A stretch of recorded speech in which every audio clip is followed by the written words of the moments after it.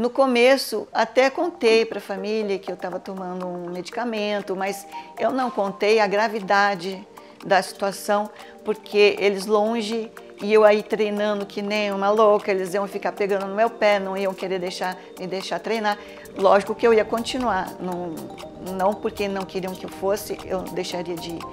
Mas eu também não sou inconsequente, eu faço as coisas que eu acho que eu tenho condição de fazer.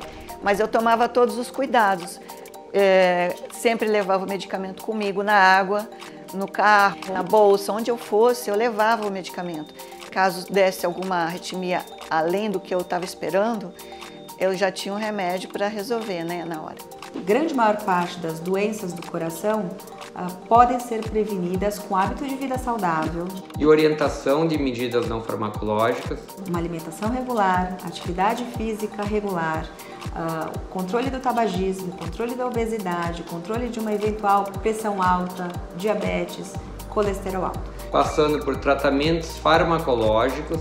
O remédio mais frequente que a gente posso citar é um remédio da classe dos beta-bloqueadores. São medicações de décadas de uso, de experiência, usados em hipertensão, usados em enxaqueca, usados em insuficiência cardíaca. Ele bloqueia a ação da adrenalina no coração. Tem vários nomes químicos, tem vários nomes comerciais que são utilizados aí na prática clínica.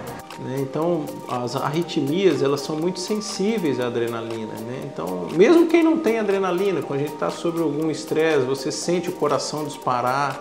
E o beta-bloqueador, eu diria para você hoje que é o remédio, dentre as classes de medicamento que nós temos no Brasil, a mais prescrita para tratamento de arritmia. Os anticoagulantes hoje em dia também, em virtude da fibrilação atrial, estão sendo bastante usados também. Essa arritmia geralmente acontece de forma mais frequente com o avançar da idade, mas também pode ocorrer em pacientes mais jovens. Abaixo dos 65 anos, 1% da população tem fibrilação atrial. Aos 80 anos, isso aumenta para 10%.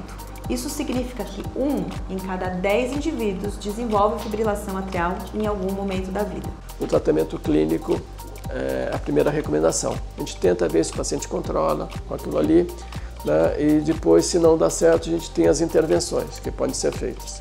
Já para o paciente grave que coloca o desfibrilador, a gente se preocupa em protegê-lo e aí tentar evitar que a parte desagradável do aparelho se manifeste, que é o choque.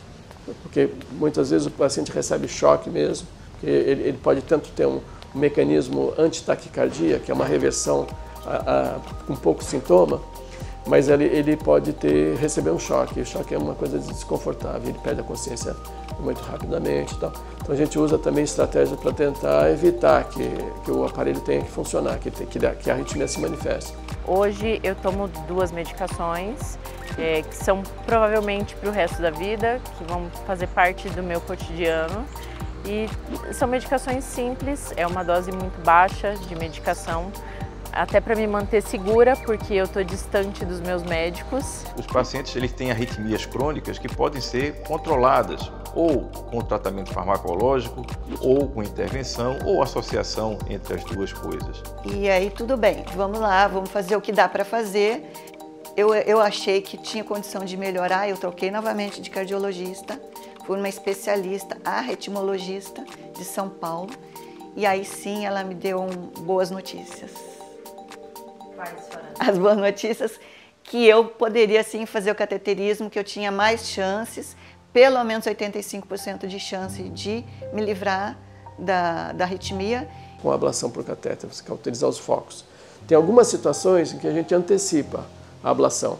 Então, pacientes muito jovens, arritmias são muito fáceis de tratar de uma forma muito efetiva. Em vez do paciente ficar tomando remédio, a gente muda, a gente faz a intervenção.